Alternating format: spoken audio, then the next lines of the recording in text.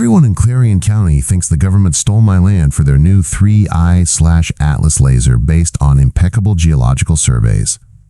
But was it really theft if I'd practically handed them the key? My name is Jedediah Stone, and for 40 years these hands have known nothing but the soil of this valley. I'm a farmer, not a physicist or a liar, but circumstances can make a man learn new trades. Those impeccable surveys the government man Sterling kept waving in my face were based on a soil composition report I'd submitted to the State Agricultural Board 6 months prior. A report I doctored with the precision of a watchmaker, carefully salting the data with just enough of the rare earth mineral signatures and bedrock density figures I knew they were hunting for. It was a masterpiece of deception, a lie cultivated as carefully as any crop I'd ever grown. Sterling, a man who looked like he'd been vacuum sealed in his suit, didn't see a farmer. He saw a data point, an obstacle to be removed. "Your property, Mr. Stone," he'd said, his voice as sterile as the documents on his clipboard, "sits on the most stable bedrock with the precise mineral composition required for the project. It's a geological miracle." My daughter Sarah squeezed my arm, her knuckles white, while I watched my neighbor, Old Man Hemlock, peer through his binoculars from his own porch a quarter-mile away, no doubt savoring the drama. Sterling's words hung in the air, the official justification for the eminent domain papers he was serving. He was praising my land, my family's legacy, while simultaneously signing its death warrant. He had no idea the miracle he was describing wasn't geological. It was my own quiet act of war, a seed of ruin planted months ago, just waiting for the government to come and water it. I took the papers from him. The manila folder was heavy, dense with the weight of legal jargon and bureaucratic certainty. Sterling offered a thin, practiced smile, as if he'd just done me a favor. "The compensation package is quite generous, Mr. Stone. You'll be able to relocate comfortably." He didn't understand. He couldn't. It wasn't about the money. It was about the gnarled oak at the edge of the west pasture, the one with Sarah's initials carved inside a heart from when she was 10. It was about the spot by the creek where my wife Martha was buried, a place I visited every single morning. This land held my ghosts, my memories, my entire life. And it held Sarah's future. She was the reason for all this. My daughter, with her mother's eyes and my stubborn chin, had her heart set on veterinary school. The farm was supposed to be her inheritance, the nest egg that would let her fly without the crushing weight of debt I'd known my whole life. Now, watching her face crumble as Sterling droned on about relocation assistance, I felt a familiar, cold fury settle in my gut. He was talking about a government check, and I was watching him steal my daughter's dream right out from under her. He was the face of the whole damned machine, the perfectly tailored cog that didn't care about the lives it ground up. This man, Sterling, and the project he represented were the enemy. This moment, his handoff of these papers, was the first shot fired.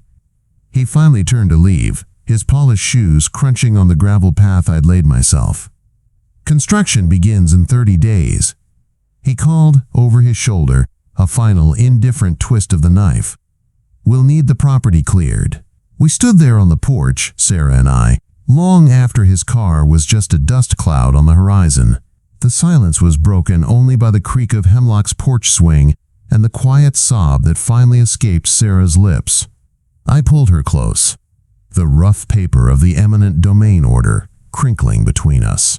This is the part of the story where it all feels hopeless, where the big guy wins and the little guy gets plowed under. But they don't know what's buried in their geologically perfect foundation.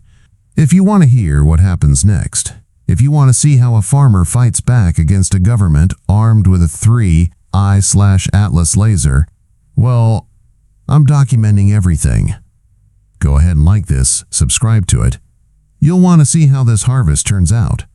The days that followed were ghosts.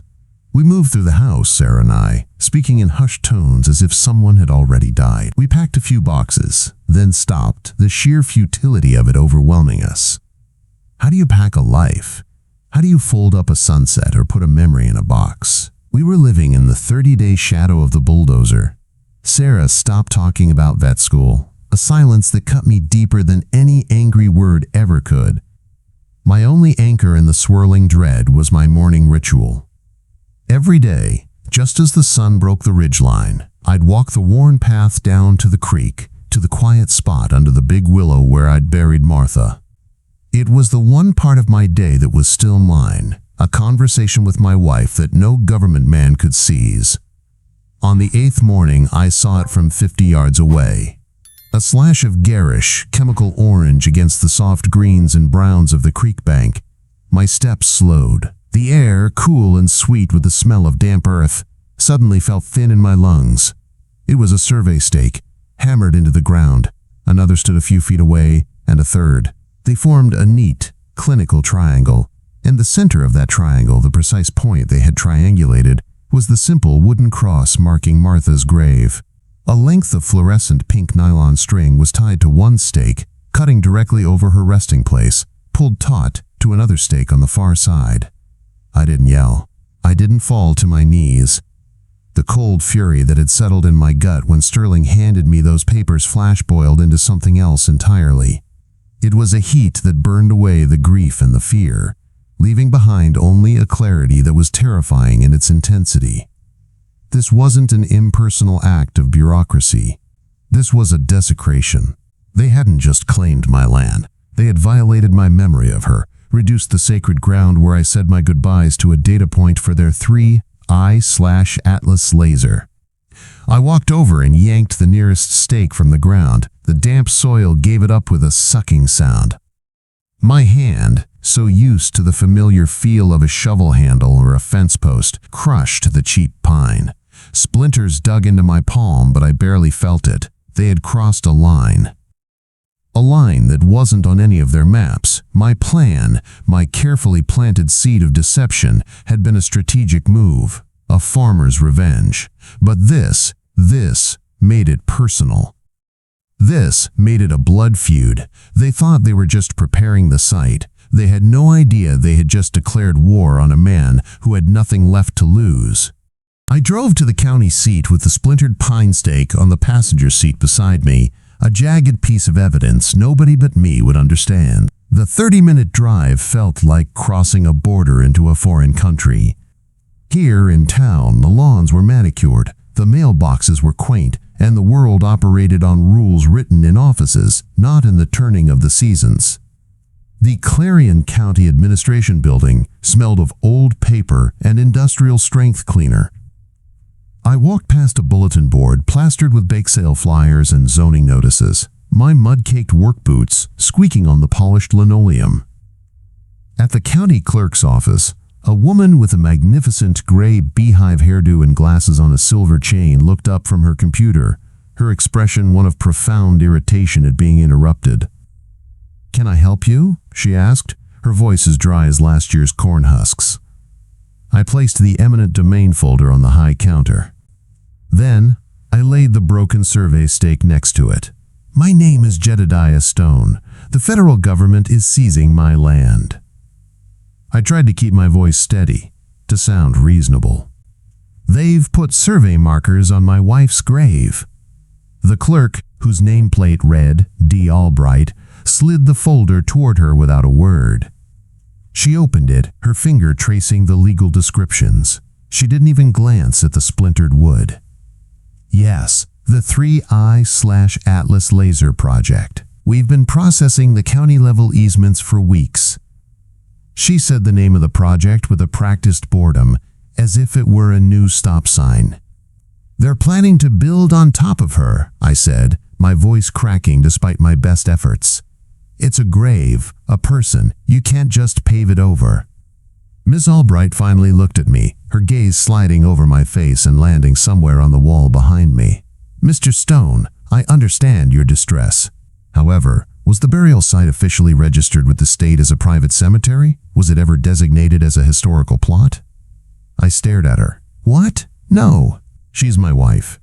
I buried her on our land, by the creek where she loved to sit. It's marked with a cross." A flicker of something, pity, or maybe just annoyance, crossed her face. "Then I'm afraid from a legal standpoint, it's considered an unregistered interment. The eminent domain claim is total. The government has acquired the land and all features on it." She pushed the folder back toward me. Your recourse is with the federal project managers, not the county." "And who is that?" I demanded, my hands curling into fists on the countertop. "Sterling. He's the one who sent them out there."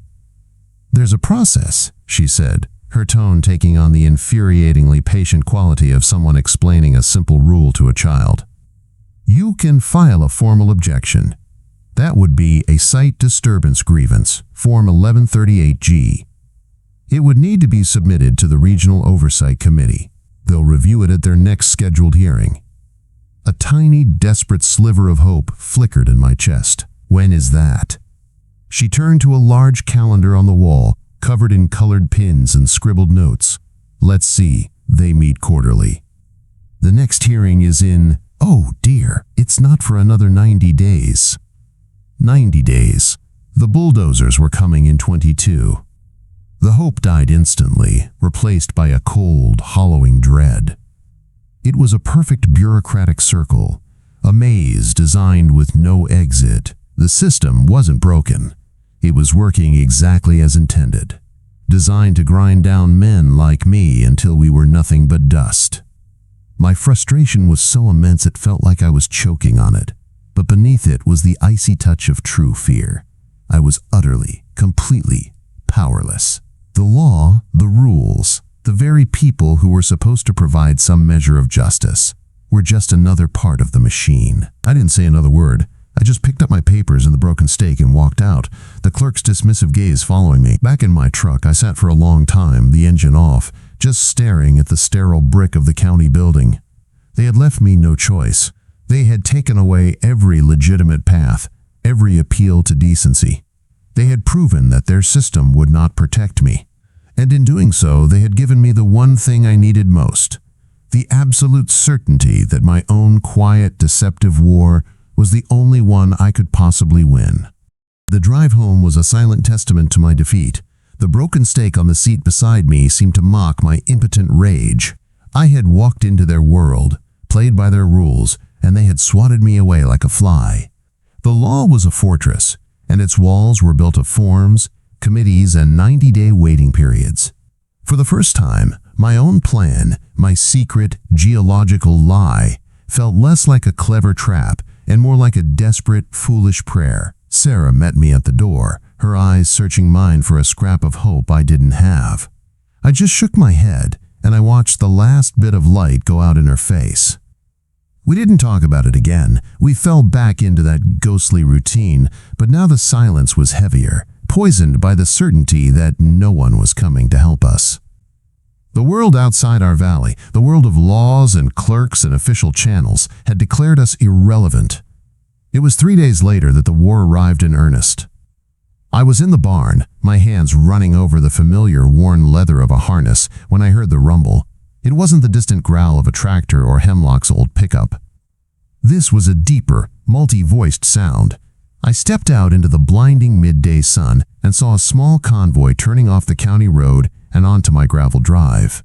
A pristine white pickup, a flatbed truck carrying a small tracked vehicle with a drilling derrick, and a dusty sedan. My heart hammered against my ribs. It was too soon. Sterling climbed out of the pickup. The suit was gone, replaced by expensive-looking work pants and a polo shirt with the project logo, a stylized atom and laser beam embroidered over the pocket. He wasn't a bureaucrat today, he was a field marshal. "Stone," he said, skipping the Mr. entirely. He strode toward me, his boots crunching with an authority my own had never possessed on this land. "We're moving up the timeline, starting our preliminary geotech work today." I planted my feet, crossing my arms. I filed a grievance about my wife's grave. Sterling gave a short, humorless laugh. "We received the notification from the county, an unregistered interment. It's been noted in the file." He gestured dismissively toward the drill rig being unloaded from the flatbed. "We need to take core samples. Confirm bedrock depth and load-bearing capacity. Can't build a $1 billion 3I/Atlas laser facility on a guess, can we?" His eyes held a glint of triumph. He was enjoying this. "Your own agricultural report touted the shallow, stable bedrock." We're just verifying your excellent data before we bring in the heavy equipment." The words hit me like a physical blow. He was throwing my own lie right back in my face, using my bait to justify this new violation. A curtain twitched in the house. Sarah was watching. I had to stand my ground for her. "You're not bringing that thing on my property." Sterling's face hardened. The last vestige of civility vanished. "This isn't your property anymore. It is a federal project site. You are here on a 30-day sufferance.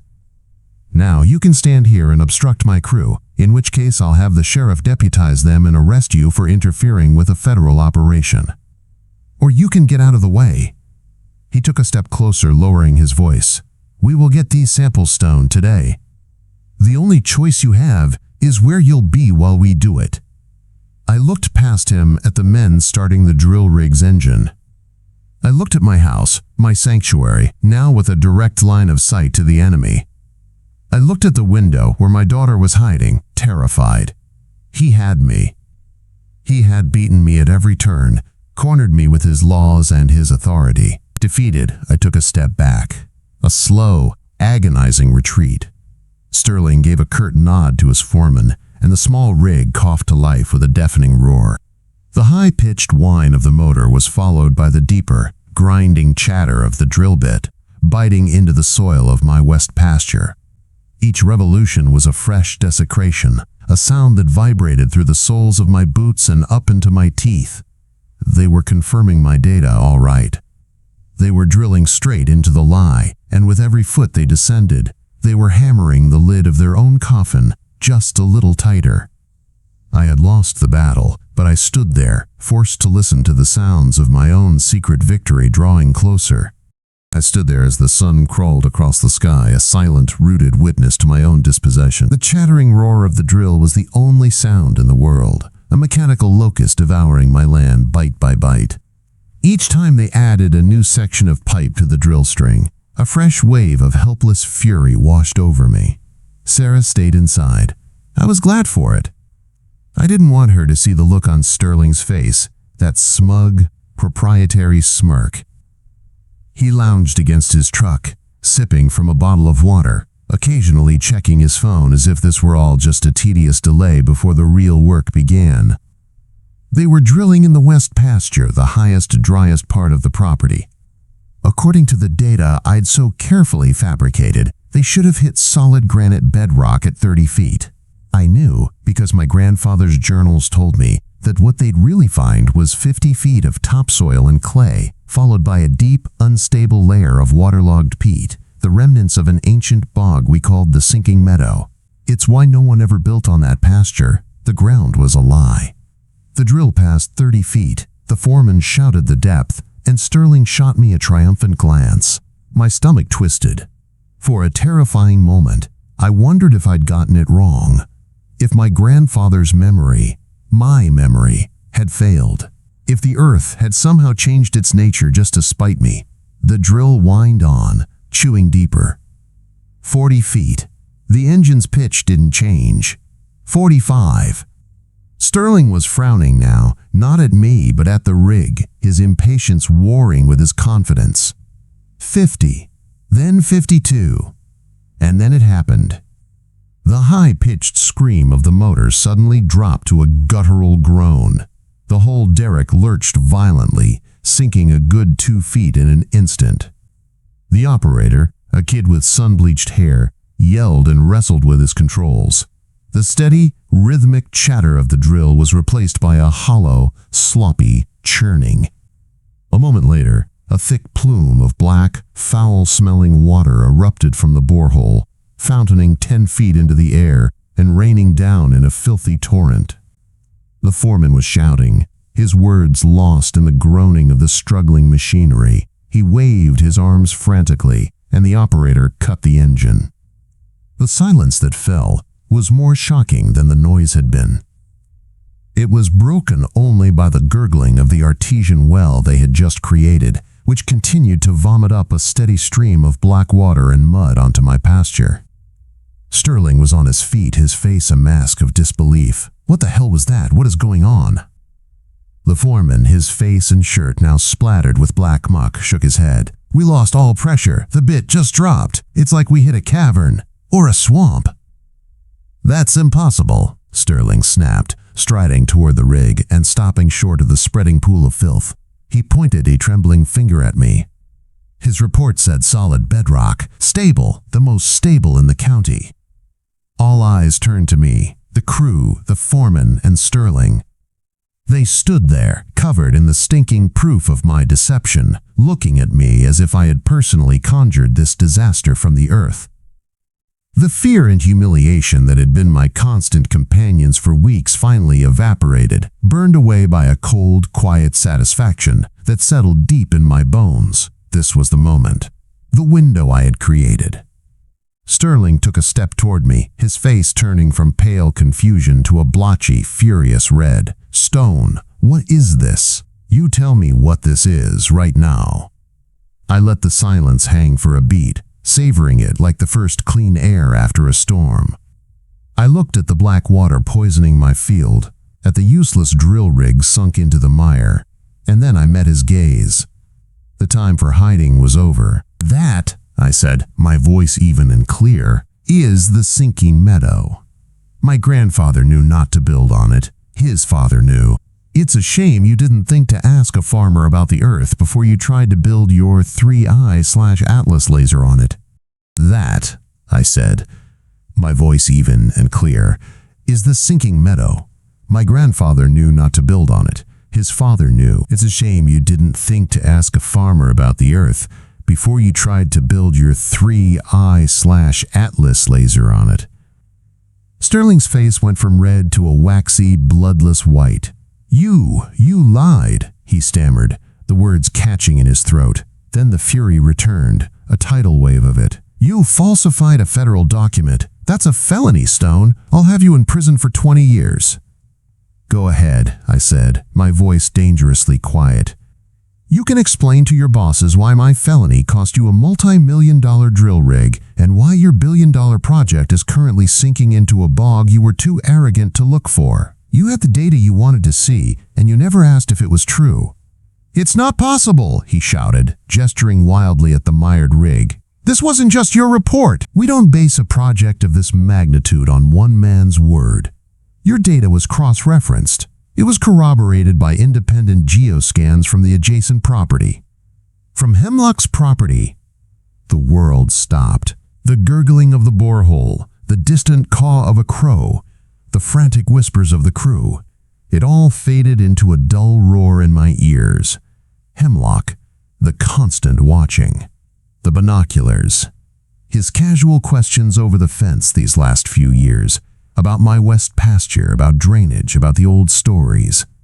His comment months ago that he'd heard the government was looking for land with a certain kind of bedrock.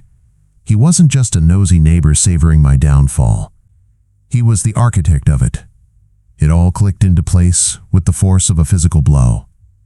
The truth was a vast, dark, and intricate thing, and I had only been looking at the smallest corner of it. Hemlock knew about the sinking meadow. He knew this land was worthless for construction. He also knew I'd never sell. So he'd played a longer, darker game. He'd guided me, fed me just enough information to make me think faking the report was my own idea, my own quiet act of war.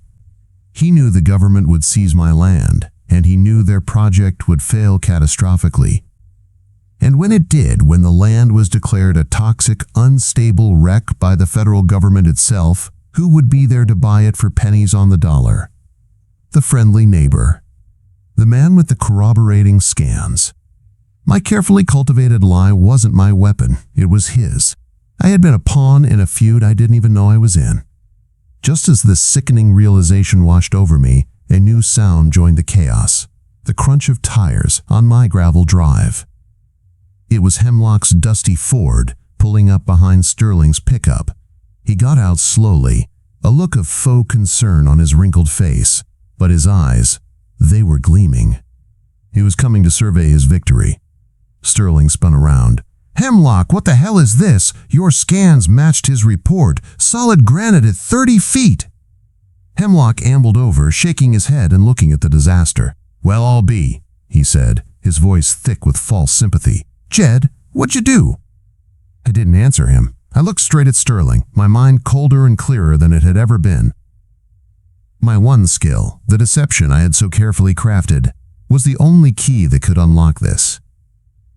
"Ask him, Sterling. Ask him about the scandium yttrium concentrations in his report." Sterling blinked. "What?"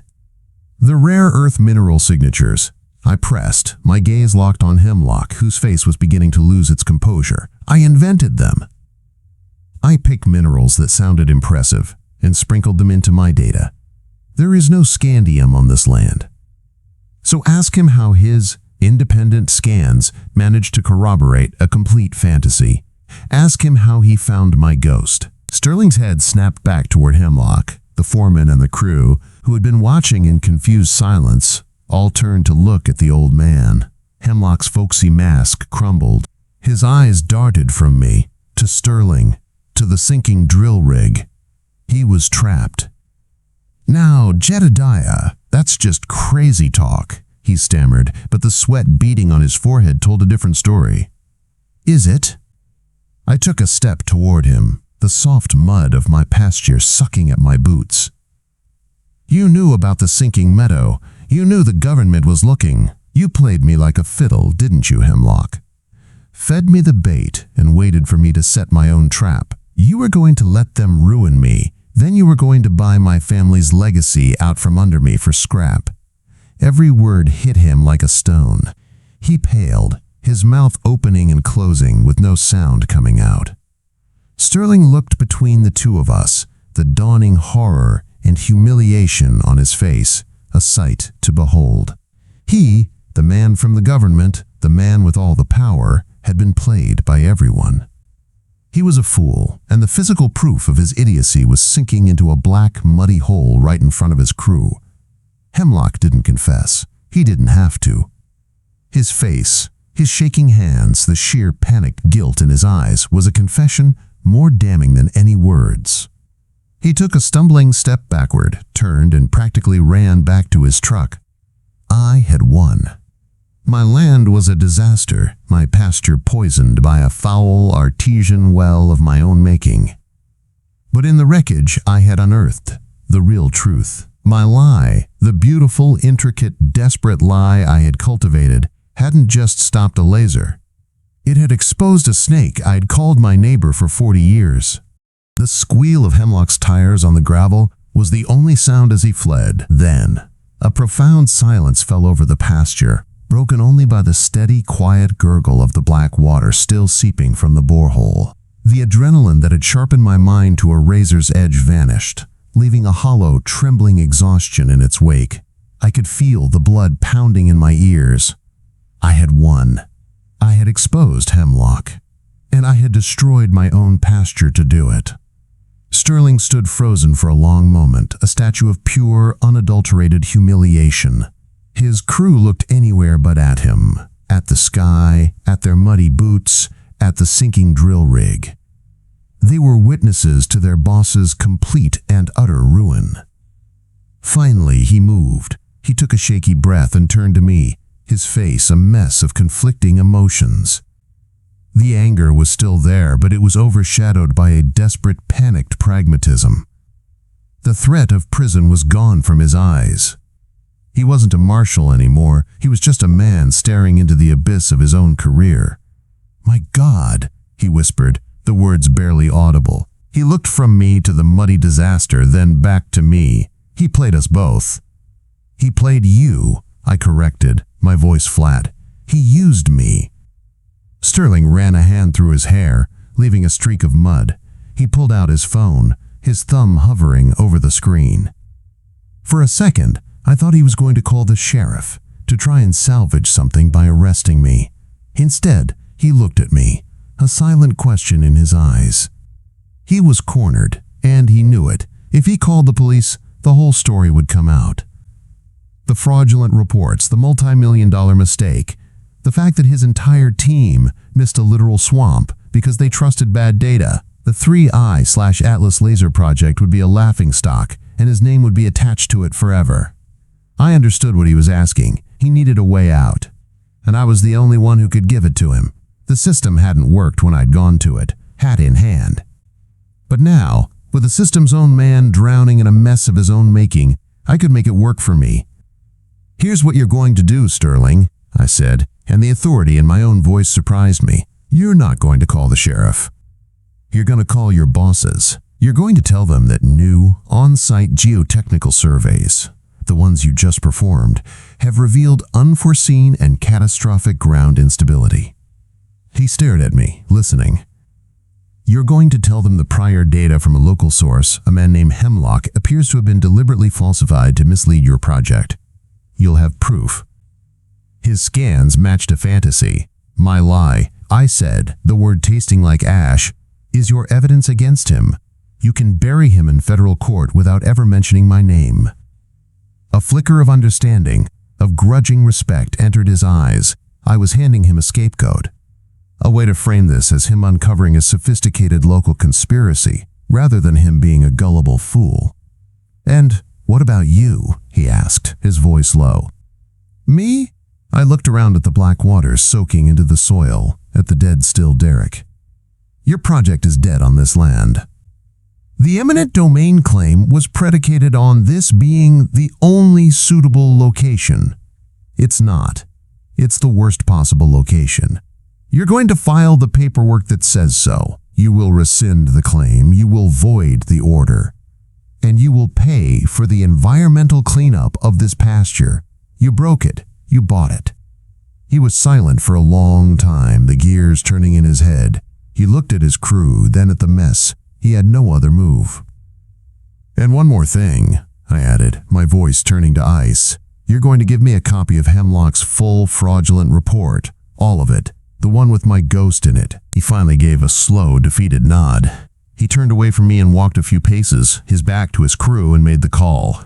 I couldn't hear the words, but I could hear the tone. It was the sound of a man reporting a disaster, carefully, clinically, spinning the story that would save his own skin. I stood there, my boots sinking slightly in the damp earth, and watched the system finally, grudgingly, bend in my direction. It wasn't justice. It was a deal, cut in a ruined field between two men who had both been betrayed, a deal made possible only by the magnitude of the lie I had told. The war was over. I just had to live with the battlefield I'd made of my own home. The crew moved with a grim, silent efficiency, packing up their gear under Sterling's hollow-eyed supervision. No one spoke. They were ghosts dismantling a haunted stage. An hour later, the convoy rumbled back down my gravel drive, leaving behind a silence that was deeper and more unsettling than the roar of the drill had been. They also left the spreading black stain on my pasture and the steady, sickening gurgle of the earth bleeding onto itself. The screen door creaked. Sarah came out onto the porch, wrapping her arms around herself. She looked at the abandoned borehole, then at me. Her face was pale, her eyes wide. "He's gone," she whispered. "All of them. They're gone," I confirmed, my voice sounding rough and foreign to my own ears. She came down the steps and walked slowly to my side, her gaze fixed on the wound in the land. "I saw Mr. Hemlock the way he drove away. Dad, what happened?" I had rehearsed this moment in my head 1,000 times, back when my lie was still my own. In those versions, I was a hero. I was the clever farmer who outsmarted the government. But the truth, as it had revealed itself, was so much uglier. Hemlock was behind it, I said, the words tasting like poison, all of it. I told her everything, right there in the shadow of the ruined pasture. I told her about the doctored report, the masterpiece of deception that I had been so proud of. Then I told her the part one had only just learned myself. How Hemlock had played me, feeding me the idea, knowing I'd take the bait. How he'd planned to watch the government condemn my land, only to swoop in and buy the wreckage for nothing after the inevitable failure of their project. My great act of rebellion, my secret war, had been nothing but a move in his game. I was a puppet who thought he was the puppet master. When I finished, Sarah didn't speak. She just stared at the dark water bubbling up from the ground. I had saved her future, but I had done it by gambling with our lives, and I had built it all on a foundation of deceit. I expected anger, maybe fear. Instead, she slipped her hand into mine. Her fingers were cold, but her grip was firm. "You saved us, Dad," she said quietly. "You did what you had to do." Her forgiveness should have been a relief, but it felt like a brand. She saw a savior, I saw a fool. The days that followed were worse than the waiting had been. Sterling, true to his word, sent an environmental crew. Men in white hazmat suits became the new invaders, sucking up the contaminated water, taking soil samples, their quiet work a constant reminder of the disaster.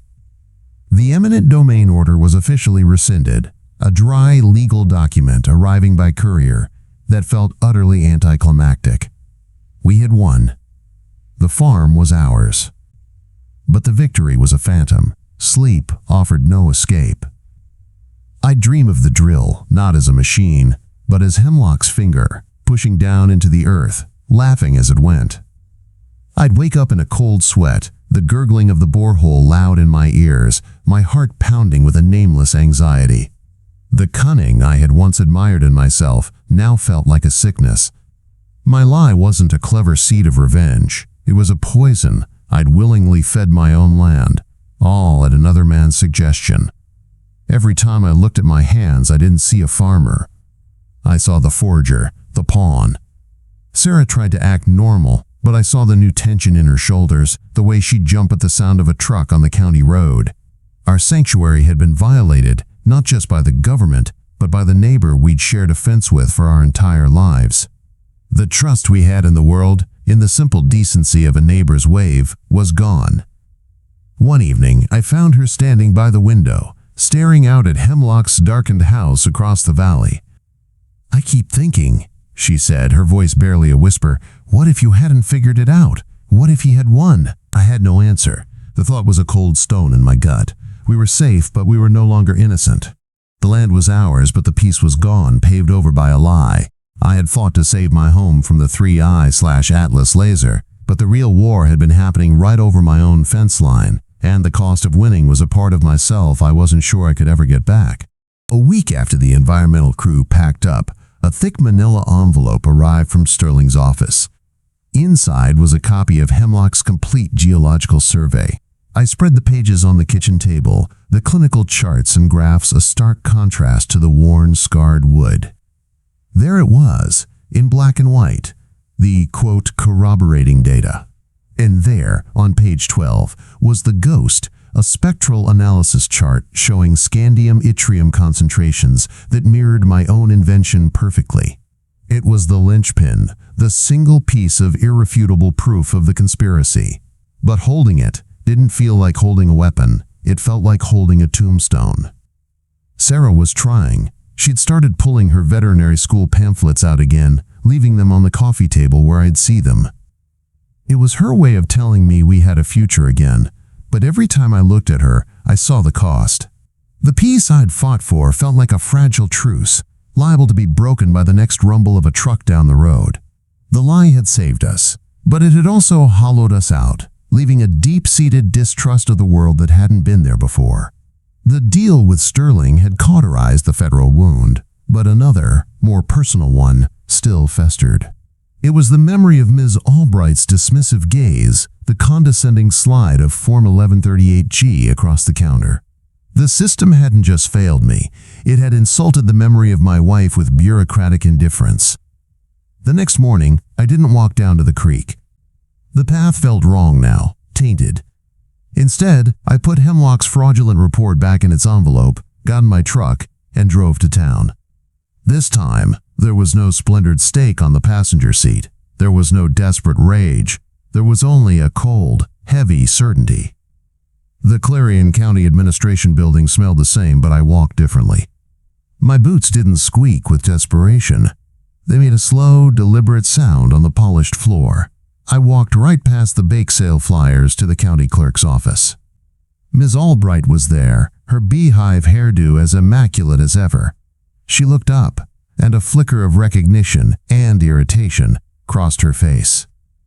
"Mr. Stone," she said, her tone already defensive, "the federal government rescinded the eminent domain order. The county has closed the file. There's nothing more for us to do. I'm not here about the order, I said, my voice quiet but carrying in the still air. I placed the thick manila envelope on the counter. I'm here about this.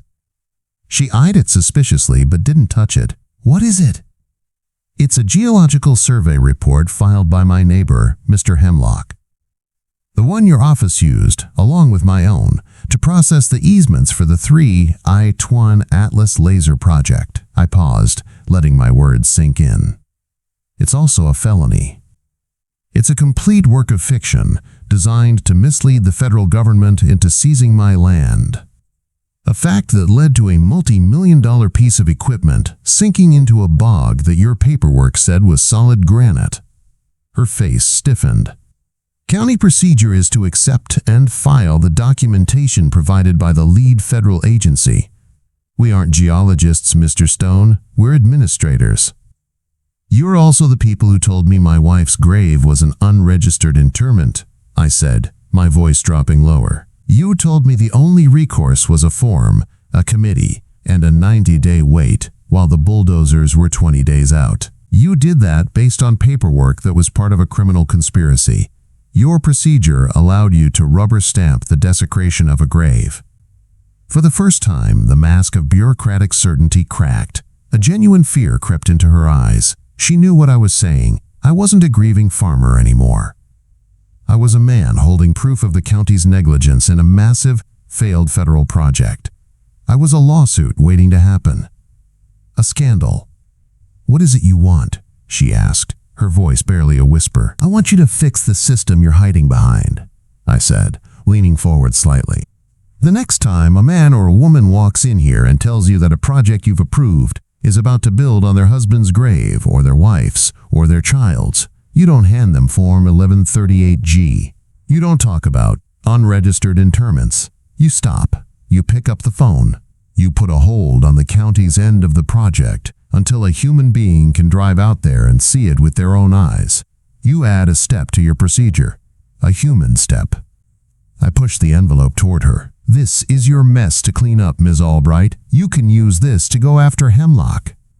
You can use it to explain to your superiors how the county nearly became an accessory to a federal crime. I don't care. All I care about is that you fix the rule that says a form is more important than a family's final resting place.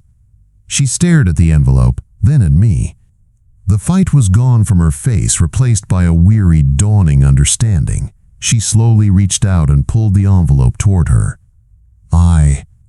I will take this to the county supervisor, she said. I'll draft a proposal for a preliminary site check requirement on any easement filings that involve sensitive land use. I nodded once.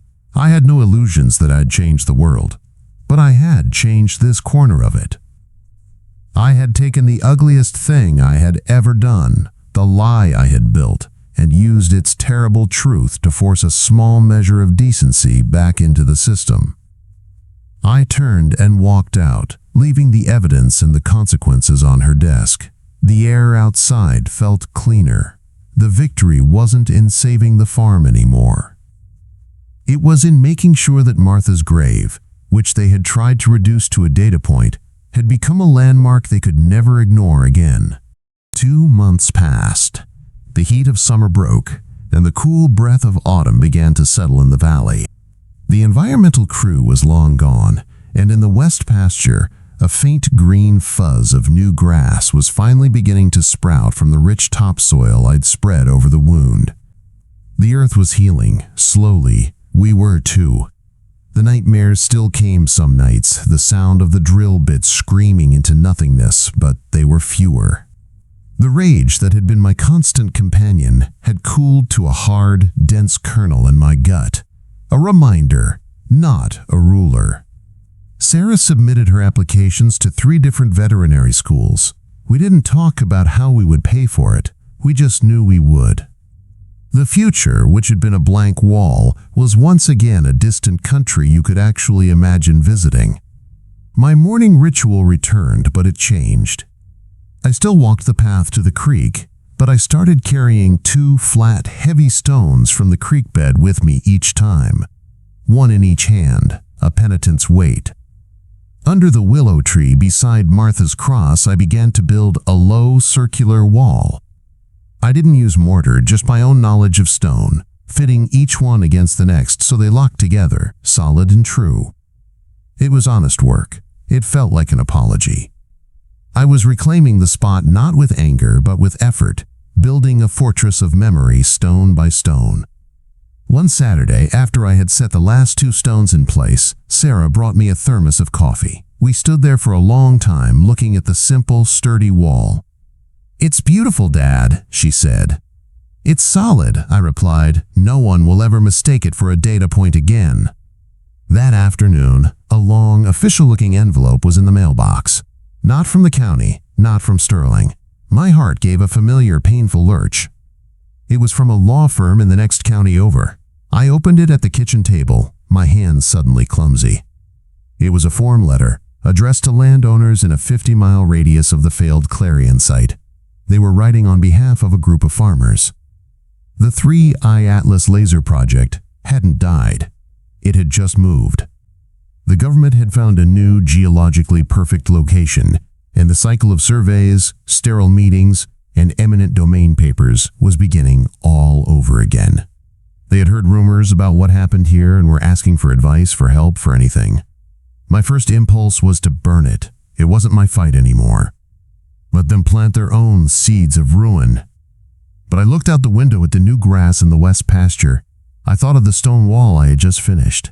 I had learned, in the ugliest way possible, that you can't fight a lie with another lie without poisoning yourself. I went to my desk and pulled out a folder. Inside was my original doctored report, the pages filled with my beautiful, terrible fiction. I ran my thumb over the elegant charts, the precise columns of fabricated numbers.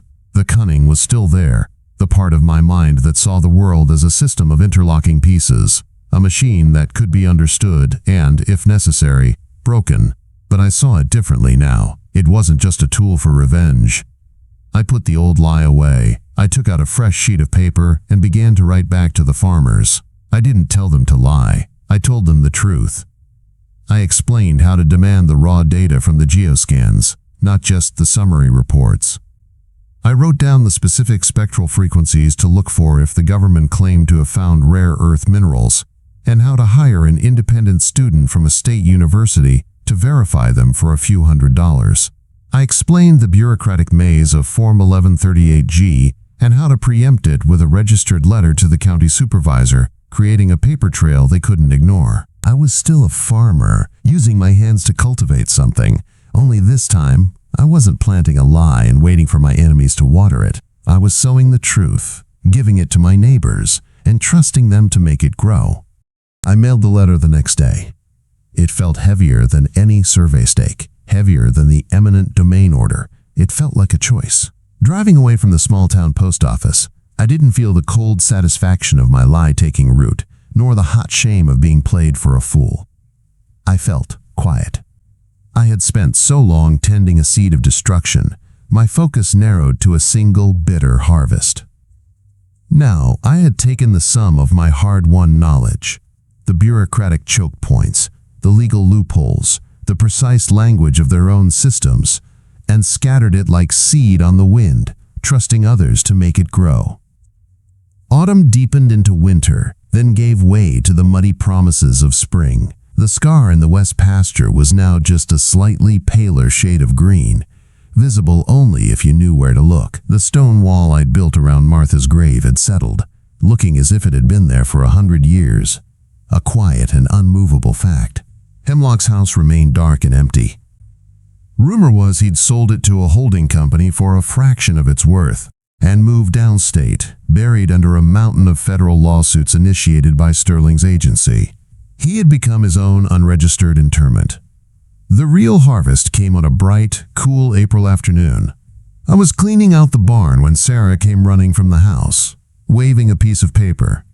It wasn't a government form. It was thick, creamy stationery, and the joy on her face was a light I hadn't seen since before this all began. She'd been accepted. Early admission with a scholarship. She threw her arms around my neck, and for the first time in a year, the future felt real. It wasn't just a reprieve, it was a beginning. All the lies, the fear, the deals cut in muddy fields, it had all led to this, to her dream, whole and intact.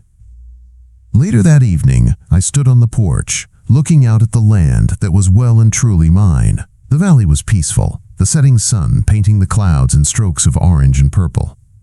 The cunning that had led me to forge that first report was still a part of me. I hadn't gotten rid of it. I had learned to aim it. It wasn't a weapon for revenge anymore. It was a plow, meant to break the hard ground of indifference, to carve out a space where the truth could grow. The government would always be looking for the next perfect spot for their next 3i/Atlas laser. And men like Hemlock would always be looking to profit from their neighbor's ruin. The machine never stops. But now I knew how to throw a wrench in the gears. More than that, I knew how to teach others to build their own. I started this whole thing by saying I was documenting it all, a story about how a farmer fights back. I suppose this is the end of that story. My land is safe. My daughter has her future. And I've found there's more than one kind of crop to raise. Some you grow for sustenance, and some you grow for a fight. The most important ones I'm learning are the ones you give away. If this story helped you, if it taught you anything about the ground you stand on, or the systems you stand against, well, I'd be grateful if you'd like and subscribe. You never know when you'll need to know how the harvest turns out.